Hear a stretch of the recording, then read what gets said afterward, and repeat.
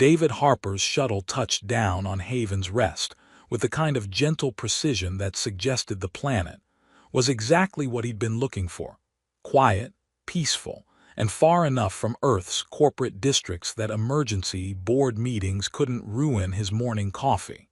The frontier colony stretched out before him like a postcard advertising sustainable living, with small homesteads scattered across rolling hills, where human agricultural technology coexisted respectfully with indigenous plant communities. "Mr. Harper." The greeting came from Colony Administrator Walsh, a weathered woman whose handshake suggested she'd built most of the settlement's infrastructure personally. "Welcome to Haven's Rest. I trust the journey wasn't too terrible." Exactly as advertised.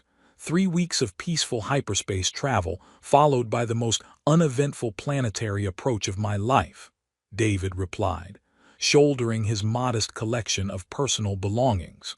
"Which is exactly what I was hoping for." "Excellent. Your homestead is prepared, and I think you'll find the botanical research opportunities here are everything our recruitment materials promised." Walsh gestured toward a path that wound between crystalline formations and cultivated fields. "Though I should mention that frontier life does require some adjustment to local customs and neighbor relations." David's homestead turned out to be a modest prefabricated structure, with excellent views of both the agricultural valleys and the forested hills where indigenous life flourished undisturbed. More importantly, it came with a fully equipped botanical research station, where he could pursue his studies of sustainable agriculture without corporate oversight demanding immediate commercialization of every discovery. "This is perfect," David said, activating his research equipment and noting that the planet's unique soil chemistry would provide years of interesting study opportunities. "Though I have to ask, what did you mean about local customs? Are there cultural considerations I should be aware of?" "Nothing dramatic. Just remember that some of our residents come from different backgrounds, and frontier communities work best when everyone respects each other's privacy and traditions." Walsh pointed toward a larger homestead visible through the trees. "Your nearest neighbor is Elena Corvani. She's been here about 3 years, keeps to herself mostly, but she's extremely knowledgeable about local flora and has been helpful to other researchers." As Walsh departed and David began settling into his new home, he couldn't help but notice that his neighbor's property was considerably more established than his own. Well-maintained gardens surrounded a substantial house that seemed designed to harmonize with the natural landscape, while sophisticated botanical arrays suggested someone with both the resources and expertise to pursue serious agricultural research. The introduction came the next morning when David discovered Elena working in one of the garden areas that bordered their shared property line. She was tall, graceful, with silver hair that caught the early light and pointed ears that marked her as non-human, though of what species, David couldn't immediately determine. "You must be the new researcher," Elena said, looking up from what appeared to be a complex analysis of soil mineral content. "I'm Elena Corvani. Administrator Walsh mentioned you were interested in sustainable agriculture applications." "David Harper, and yes, that's exactly what brought me here." David approached the property line, noting that Elena's gardens showed a sophisticated understanding of both human agricultural techniques and indigenous plant relationships. "Though I have to say, your work here suggests considerably more expertise than Administrator Walsh's description of helpful to other researchers." Elena smiled, though something in her expression suggested she preferred to downplay her capabilities. "I've had time to learn the local conditions. 3 years of trial and error teaches you quite a lot about what works and what doesn't in this ecosystem. I don't suppose you'd be willing to share some of that knowledge. I'm particularly interested in nitrogen fixation relationships between terrestrial crops and indigenous root systems. I'd be happy to help, though I should warn you that my schedule is somewhat unconventional. I tend to do most of my field work during evening and early morning hours. David noted that Alina did seem remarkably pale for someone who spent time in agricultural research, but attributed it to personal preference or possibly medical sensitivity to the local sun's radiation. That's fine with me. I'm still adjusting to the local day cycle anyway. Over the following week, David found Alina to be exactly the kind of neighbor he'd hoped for when choosing frontier life. She provided invaluable advice about local growing conditions, respected his need for quiet research time, and possessed an impressive knowledge of indigenous plant species that greatly accelerated his acclimatization to Haven's Rest's unique ecosystem. The crystalline formations aren't just geological curiosities, Alina explained during one of their evening consultations, pointing to the mineral structures that dotted the landscape. They create microclimate conditions that certain plants have evolved to exploit. If you position your crops to take advantage of those effects, you can achieve yield improvements of 20 to 30%. That's remarkable. Have you published any papers on these relationships? I prefer to focus on practical applications rather than academic recognition, Alina replied, though something in her tone suggested there might be more complex reasons for avoiding scholarly attention. David didn't press the issue, respecting Alina's privacy while appreciating her willingness to share knowledge that was proving invaluable to his research. Frontier life was supposed to be about independence and mutual respect, not prying into neighbors' personal choices. The storm arrived during David's second week on Haven's Rest, with the kind of sudden intensity that made him grateful for Alina's warnings about local weather patterns. Hurricane-force winds and driving rain turned the peaceful agricultural settlement into a survival situation, and David's modest prefabricated shelter proved inadequate for conditions that apparently occurred several times per year. David, Alina's voice carried clearly through the storm, and he looked up to see her approaching his damaged shelter with emergency gear. Your roof won't hold through this. You need to come to my house until it passes. David looked at his research station, noting that several pieces of essential equipment were already showing water damage despite his efforts to protect them. I hate to impose, but you're probably right. This shelter wasn't designed for storms this severe. No imposition at all. Frontier communities survive by helping each other during emergencies. Alina helped him secure his most valuable research materials. My house is built to handle these conditions, and I have plenty of space for a temporary guest. As they made their way through the storm to Alina's substantial home, David reflected that accepting her hospitality was exactly the kind of neighborly cooperation that made frontier life appealing. Independent when possible, mutually supportive when necessary, with respect for each other's autonomy and traditions. He had no way of knowing that Alina's invitation had just placed her in violation of ancient laws that governed her species, or that his acceptance would activate covenant protocols that had been carefully avoided for 3 years of peaceful frontier living. Sometimes the most significant choices are made in complete ignorance of their implications, and David Harper had just unknowingly agreed to become part of something much older and more complex than frontier neighborliness. Alina's home proved to be significantly more sophisticated than David had expected from external observation. The interior was spacious and beautifully appointed, but designed with unusual attention to light control. Thick curtains blocked every window, while subtle artificial illumination created a warm ambience that felt more like perpetual evening than shelter from a midday storm. "Please make yourself comfortable," Alina said, though David noticed she seemed unusually nervous for someone offering routine hospitality. The storm should pass within a few hours, but frontier weather can be unpredictable. "This is incredibly generous of you," David replied, settling into what appeared to be a reading area lined with an impressive collection of botanical texts. "And I have to say, your collection suggests considerably more than casual interest in agricultural research." "I've had time to accumulate resources. Alina moved to what appeared to be a well-equipped kitchen, though David noticed the food preparation area seemed designed for cuisine that didn't require traditional cooking methods. "Can I offer you something to drink? I have traditional beverages from my homeworld." "That sounds fascinating.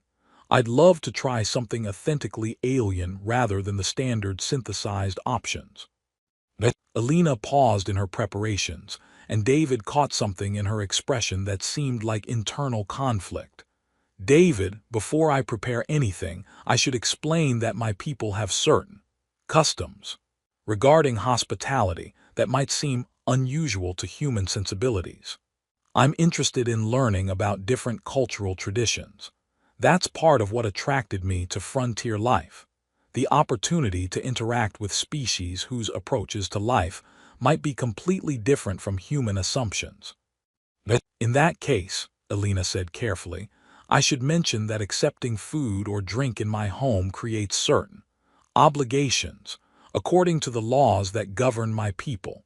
Not obligations for you," she added quickly, "but obligations for me that might complicate our neighborly relationship." David studied Alina's expression, noting genuine concern beneath her careful politeness. "What kind of obligations?" "The kind that require me to offer protection and certain forms of sustenance sharing that human biology isn't designed to handle safely." Alina moved to a cabinet that contained bottles filled with dark liquid that definitely wasn't wine. "My people are Velnathi. We require different forms of nutrition than most species." "Different how?" Alina turned to face him directly, and David noticed that her pale complexion and unusual strength suddenly made more sense when viewed in the context of species he'd encountered only in anthropological databases. "We require blood to survive," Alina said quietly. Not in the way that human mythology depicts vampires, but as a biological necessity that we've learned to manage through synthetic alternatives and careful social protocols that prevent harm to other species." David felt pieces clicking together in his mind: the nocturnal schedule, the sophisticated home setup that avoided natural lighting, the carefully maintained distance from other colonists. "You're telling me that my neighbor is a vampire?" "Velnathi," Alina corrected. "Though the human term captures certain essential aspects of our biology, yes, and according to our ancient laws, offering hospitality to a guest means offering sustenance. That must be shared between host and visitor. Sustenance meaning blood, specifically my blood offered to you, and yours offered to me, creating what my people call the Sanguine Pact." Alina's voice carried the weight of cultural tradition mixed with personal dread. "It's designed to ensure that anyone who accepts shelter in a Velnathi home becomes bound to the family's protection network." David stared at Alina, processing information that made botanical research seem like a wonderfully simple pursuit. "And if I accept this Sanguine Pact, what exactly would that involve?" "You would gain access to my family's territorial networks and underground transportation systems, while I would become permanently responsible for your welfare and protection." Alina retrieved one of the bottles from her cabinet, and David could see that the dark liquid inside had a distinctly organic appearance. "But David, you should know that the pact also grants you legal authority over certain aspects of Velnathi governance, and that authority will make you a target for factions that have been hunting my people for generations." "Hunting you? For our blood, our transportation networks, and our longevity genetics. Human corporations have been systematically tracking Velnathi survivors to exploit our biological capabilities for commercial purposes." Alina poured the dark liquid into an ornate glass, and David realized he was looking at actual blood that had been prepared according to ceremonial requirements. "I moved to Haven's Rest specifically to avoid those complications, but refusing hospitality would violate everything my people believe about proper behavior toward guests." David looked at the glass Alina was offering him, understanding that his choice would determine not just their personal relationship, but her ability to maintain the careful balance she'd established between cultural obligations and survival necessities. "Alina," he said quietly, "what happens if I don't accept the pact?" "Then you remain safely human. I continue my careful isolation, and we maintain pleasant but distant neighborly relations that don't trigger ancient laws or attract corporate attention. And if I do accept it, then we become bound by covenants that will probably destroy the peaceful frontier life you came here to find, while possibly creating the kind of permanent partnership that my people haven't experienced in centuries." David studied Alina's face, seeing vulnerability mixed with hope and terror in her expression. Outside, the storm continued to rage, providing a suitable backdrop for making decisions that would reshape his understanding of community, responsibility, and the unexpected ways that accepting hospitality could transform someone's entire existence. "Alina," he said finally, reaching for the glass, "I came to Haven's Rest looking for something different from corporate life on Earth. I think this qualifies as different." Alina's relief was immediate and profound, though David caught something in her expression that suggested she was also terrified by the implications of what they were about to do.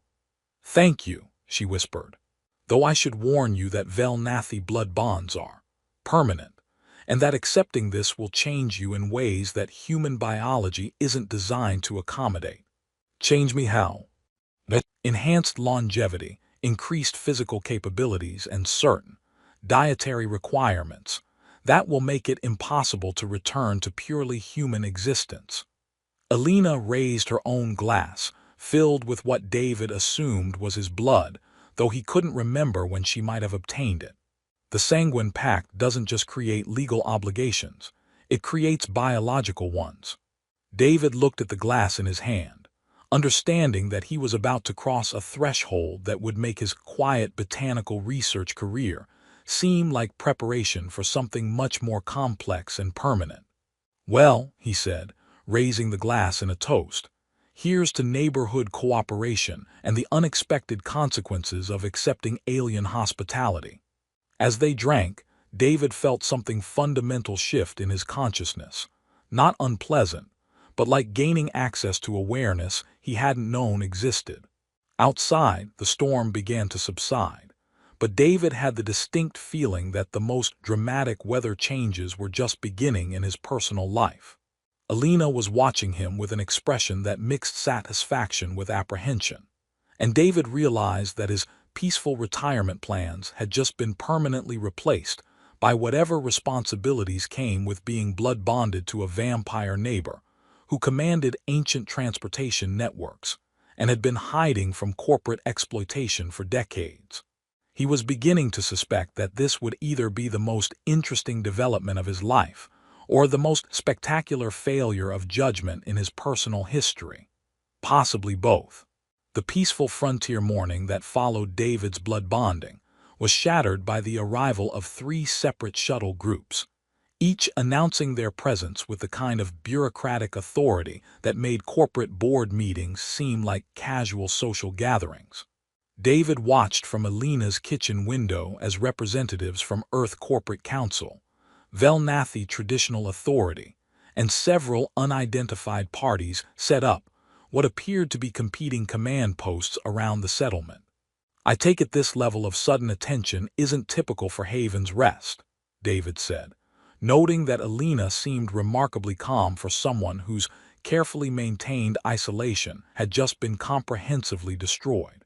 "The Sanguine Pact activation broadcasts certain energy signatures that can be detected by anyone monitoring Velnathi biological networks," Alina replied, checking displays that showed the approaching forces with disturbing precision. "I knew this would happen. I hoped we'd have more time to prepare." "Prepare for what exactly?" "Corporate exploitation teams wanting to capture us for blood extraction and network access. Velnathi traditionalists demanding that I dissolve the bond rather than contaminate our bloodline. And probably several intelligence agencies trying to determine whether this represents a threat to interspecies security protocols. Through the window, David could see Administrator Walsh approaching Alina's house, with the expression of someone whose quiet agricultural colony had just become the center of interstellar political attention.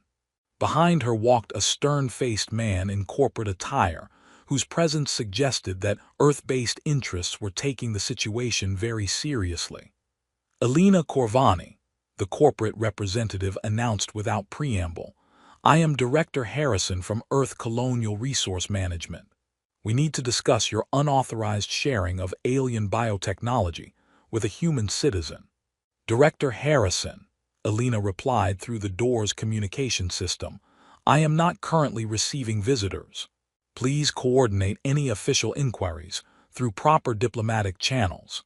Ms. Corvani, you have violated 17 regulations regarding interspecies technology transfer and created a security situation that requires immediate resolution. Open this door, or we will open it for you." David felt something shift in his awareness. Enhanced hearing, sharper vision, and an instinctive understanding of defensive capabilities that he definitely hadn't possessed 24 hours ago. "Alina, I'm getting the feeling that whatever the blood bond did to me includes some significant physical modifications.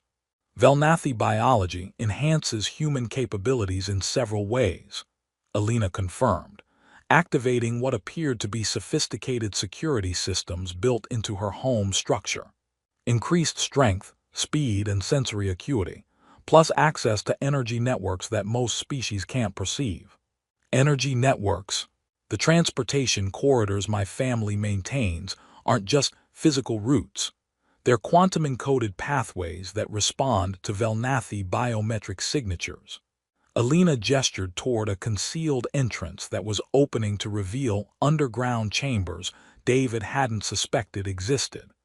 "Your blood bond grants you access to systems that span hundreds of light years."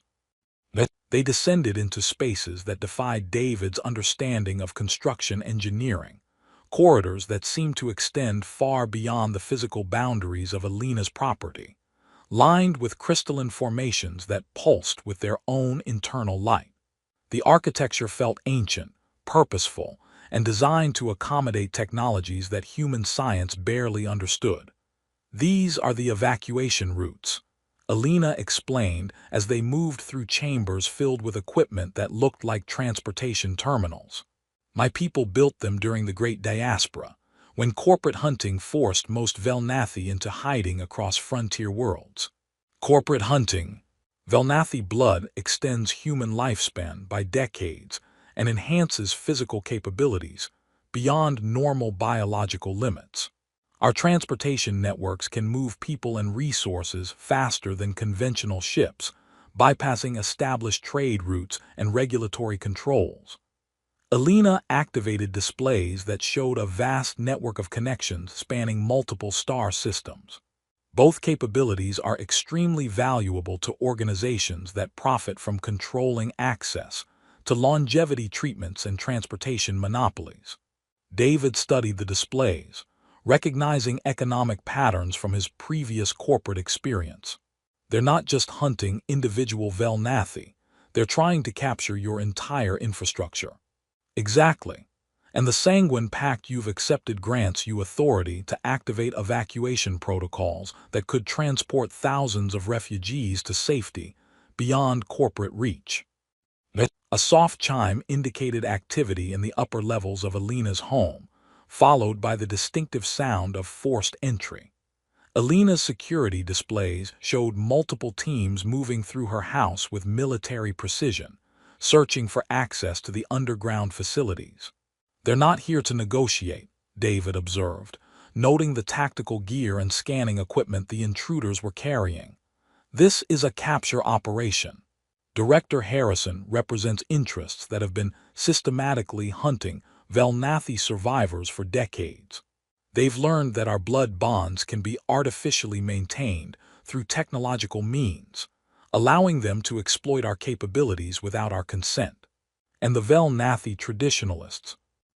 Elder Thankar's faction believes that blood bonds with non-Velnathi contaminate our racial purity and should be dissolved by any means necessary. Alina checked displays showing additional forces approaching the settlement. Both groups view you as either a valuable asset to be captured or a contamination to be eliminated. David felt his enhanced awareness expanding, providing tactical information about the forces above them and the defensive capabilities of the underground complex. Alina, I need to understand something. When you offered me the Sanguine Pact, did you know this would happen? I knew it was possible, Alina admitted. But I also knew that refusing hospitality would violate everything my people believe about proper treatment of guests, and that leaving you unprotected during the storm could have resulted in your death. So you chose to honor your cultural obligations, even though it would expose you to the hunting parties you've been avoiding for 3 years. I chose to do what was right according to my people's laws, regardless of the personal consequences. David looked around the underground chambers, seeing not just transportation terminals, but what appeared to be extensive living facilities designed to shelter large numbers of refugees. These evacuation routes, they're not just for Velnathi, are they? They're for anyone who needs safe passage away from persecution, exploitation, or corporate control. My people's laws require us to provide sanctuary to any being who requests protection. The security displays showed corporate teams beginning to locate access points to the underground complex, while Velnathi forces established perimeters that suggested they were preparing for siege operations. Alina, David said, decision crystallizing in his mind. What would happen if we formalized this blood bond through whatever full ceremony your people use? Would that give us enough authority to activate the evacuation networks for other threatened settlements? It would give us authority to activate the entire network, providing transportation and sanctuary for refugees throughout this sector of space. But David, the full Sanguine Covenant requires complete biological integration. You wouldn't just gain Velnathi capabilities. You'd become something new, permanently changed in ways that would make it impossible to return to human society. And if we don't formalize it, then the partial bond dissolves under pressure from the hunting parties. The evacuation networks remain sealed, and thousands of refugees across multiple worlds remain trapped by corporate exploitation and political persecution. David looked at the displays showing forces converging on their position, understanding that his choice would determine not just his personal future, but the survival of transportation networks that served as lifelines for displaced populations throughout the frontier.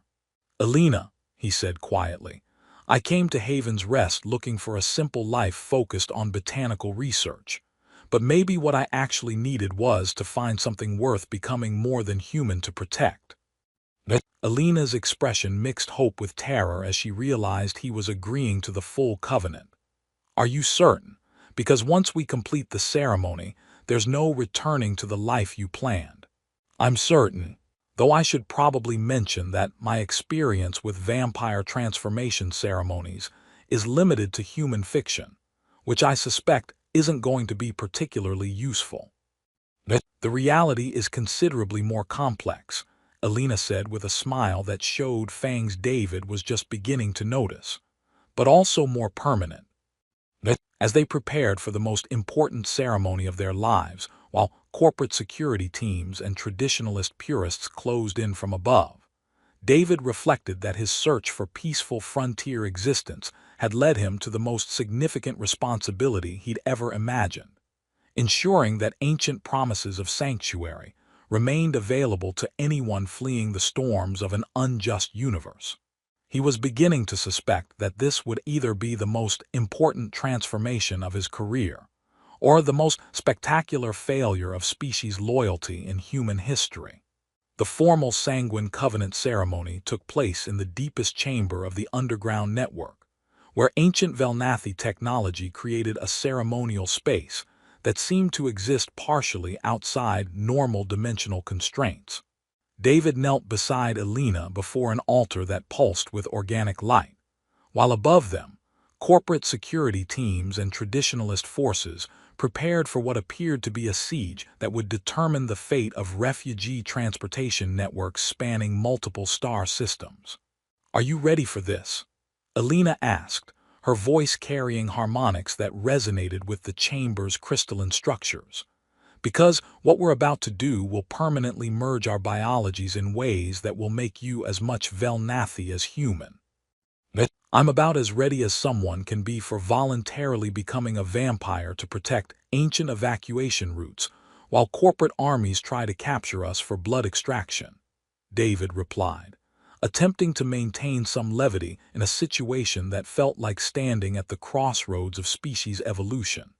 "Though I should probably mention that my knowledge of vampire transformation protocols comes entirely from old Earth movies, which I suspect aren't going to be particularly accurate. The reality involves considerably more biological complexity and considerably less dramatic cape wearing," Alina assured him, activating apparatus that looked like a combination of medical equipment and ancient religious artifacts. "Though the permanent lifestyle changes are quite accurate. No more botanical research in sunny fields. You'll be able to continue your research, but your optimal working hours will shift to nighttime, and your dietary requirements will expand to include regular blood consumption." Alina prepared ceremonial implements that appeared to be designed for precise biological modification. "On the positive side, your enhanced capabilities will allow you to perceive plant relationships that human senses can't detect."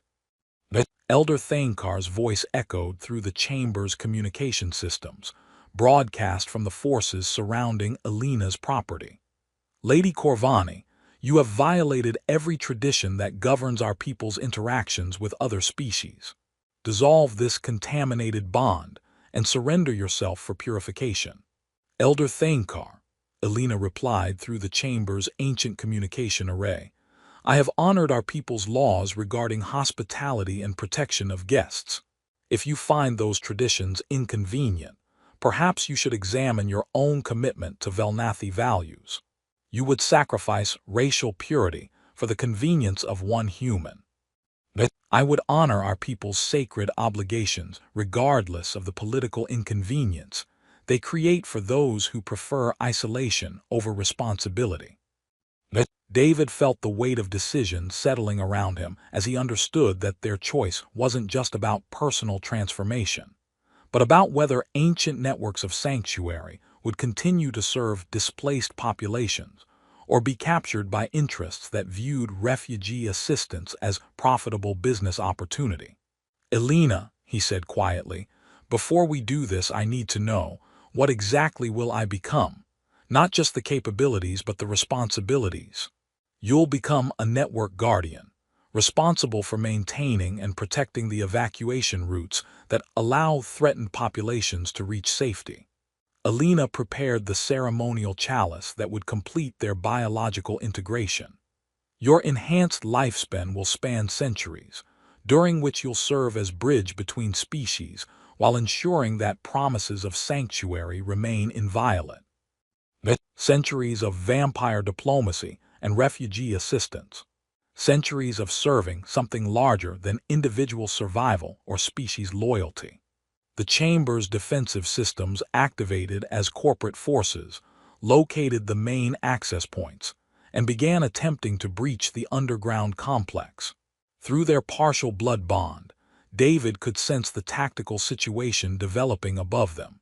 Military-grade equipment, biometric scanners designed to locate Velnathi energy signatures, and what appeared to be life support systems intended for long-term captivity of captured subjects.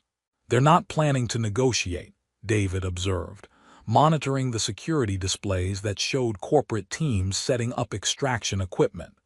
"This is a harvesting operation." Director Harrison's organization has been systematically capturing Velnathi survivors to establish permanent blood extraction facilities, Alina confirmed. "They've learned to maintain artificial blood bonds that provide access to our capabilities without requiring our consent or cooperation." And they want to do the same thing with the transportation networks, converting evacuation routes into commercial shipping lanes, charging premium rates for services that were designed to be freely available to anyone seeking refuge. David looked at the ceremonial implements Alina had prepared, understanding that accepting the full covenant would place him permanently beyond the reach of corporate exploitation, while making him responsible for protecting systems that served refugees across hundreds of worlds. "Alina," he said, taking the ceremonial chalice that contained her blood, "I accept the full sanguine covenant, knowing that this choice will make me something new and bind me to responsibilities that transcend individual species loyalty." Alina took her own chalice, filled with David's blood, and spoke the ancient words that would complete their transformation. "And I accept you as covenant partner, knowing that our bond will either preserve the sacred networks or destroy us both in the attempt." As they drank, David felt reality shift around him in ways that made his initial blood bond seem trivial by comparison. His consciousness expanded to encompass the entire transportation network, providing awareness of refugee movements across multiple star systems, while granting authority to activate evacuation routes that had been sealed for decades. But more than expanded awareness, he felt fundamental changes in his biology. Enhanced strength that would allow him to protect the network facilities, improved sensory capabilities that would let him detect threats to refugee populations, and the kind of accelerated healing that would be essential for someone whose responsibilities might span centuries of conflict. The Covenant's completion triggered automatic activation of transportation networks throughout the frontier sector. Hidden terminals came online in settlements where populations had been trapped by corporate resource monopolies, while evacuation routes opened for refugees fleeing political persecution and environmental disasters. "Warning," announced the chamber's ancient AI, speaking in harmonics that predated human spaceflight. "Network activation detected by hostile monitoring systems. Corporate extraction teams attempting to breach primary defensive barriers." "Let them come," David said, feeling abilities he was still learning to control. "They came here expecting to capture two isolated Velnathi. Instead, they're facing network guardians with access to defensive systems they can't comprehend." The battle that followed was brief and decisive. Corporate security teams found themselves confronting not just enhanced vampiric capabilities, but automated defensive systems that had been designed to protect refugee networks against exactly this kind of exploitation attempt. Their equipment malfunctioned, their communications were jammed, and their extraction apparatus was systematically dismantled by technologies they couldn't understand, let alone counter. "This is impossible," Director Harrison's voice crackled through damaged communication equipment as his forces retreated in disorder. "No individual Velnathi has this level of defensive capability." "Director Harrison," David replied, his voice now carrying harmonics that resonated through the network's communication systems, "you're not dealing with individual Velnathi anymore. You're dealing with network guardians who have authority over systems your corporate databases never suspected existed." Elder Thankar's traditionalist forces fared no better, discovering that their own people's defensive technologies now recognized David as a legitimate Velnathi authority, whose protection of the Covenant superseded their political objections to interspecies bonding. "This contamination will not stand," Elder Thankar declared as his forces were systematically disabled by the very networks they'd intended to purify. "The racial integrity of our people is preserved through honoring our sacred obligations to provide sanctuary for those who need protection," Alina replied, her voice now synchronized with David's through their completed bond. "If you find our people's highest traditions inconvenient, perhaps you should examine whether your politics have corrupted your understanding of Velnathi values." 6 months later, Network Guardian David Harper Corvani stood in the transportation control center that had once been Alina's basement, reviewing evacuation statistics that showed the scope of what their covenant had accomplished. The hyphenated name had been Alina's suggestion, representing the new form of existence they'd created together, neither fully human nor traditionally Velnathi, but something designed specifically to serve the networks that connected threatened populations to safety. The blood bond had evolved beyond its original survival requirements into a partnership that allowed them to coordinate refugee assistance across vast distances, while maintaining the kind of enhanced capabilities necessary for protecting ancient systems against modern exploitation attempts.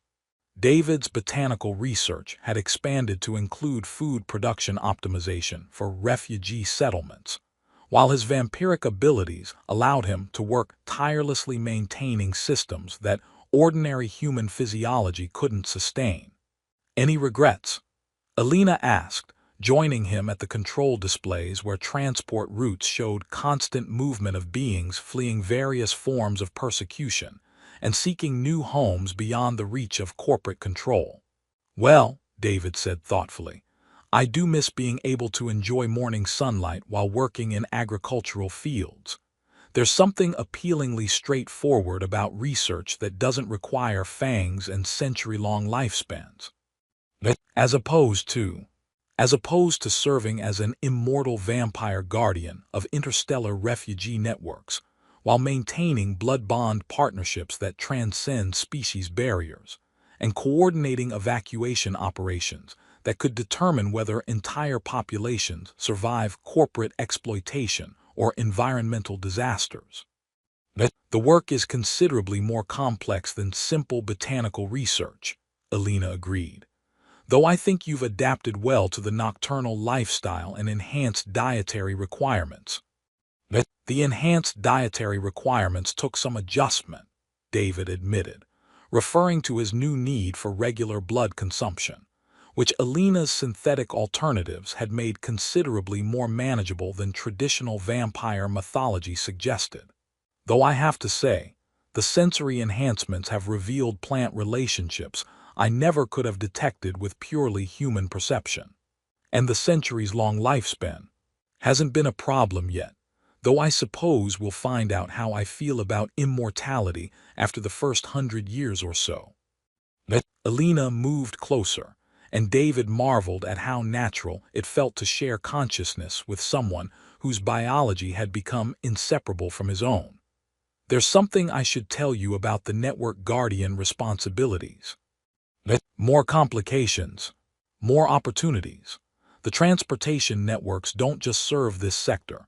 They connect to evacuation routes maintained by other guardian pairs throughout the galaxy. We're part of a much larger system of beings who have chosen to dedicate their extended lifespans to protecting refugees and maintaining sanctuary networks."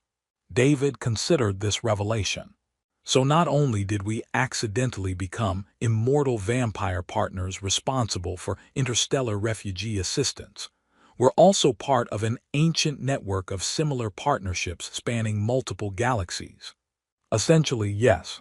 No pressure." "Right, no pressure at all." David grinned, feeling the familiar mix of terror and excitement that had become his normal response to learning about the cosmic scope of his responsibilities. "Well, if we're going to be part of an intergalactic network of vampire guardians, we'd better make sure we're good at it." "Agreed. Though I should probably warn you that network guardian partnerships often involve ceremonies and responsibilities we haven't encountered yet, including some that require coordinating with guardian pairs, whose species and capabilities we haven't even met. More ceremonial challenges that might involve transforming into something even further, beyond human experience." "Almost certainly." "Perfect. I was getting bored with simple immortal vampire refugee coordination anyway." As their control center coordinated another successful evacuation, this time carrying families fleeing corporate strip mining operations to agricultural worlds where they could rebuild their lives, David reflected on the strange turns his frontier retirement had taken. He'd come to Haven's Rest seeking quiet botanical research and peaceful neighbor relations.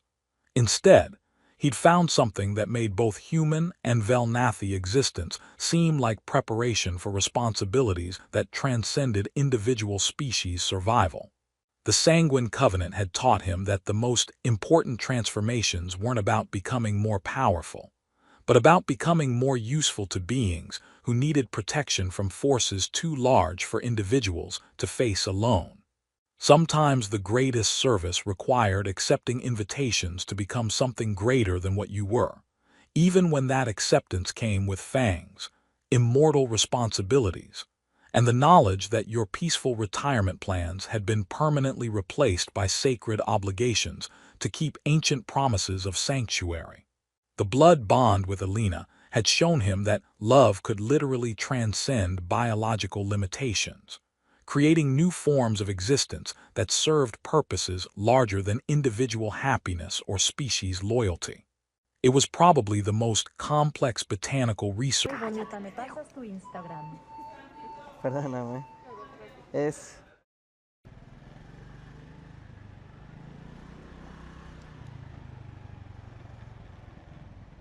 Listo. Arreglado. Tranqui, tranqui, tranqui, tranqui. ¿De dónde eres, compadre? De León, Guanajuato, México. Solucioné, chicos. Listo, listo. Nada más es reiniciar la cámara, güey. Cada cierto tiempo da error de píxeles por cobertura. Tranqui. O sea, no concuerda la salida con la cobertura y se vuelve medio pixeleado el pedo. Allá quedó. Listo, compadre. León, Guanajuato, México, hermano.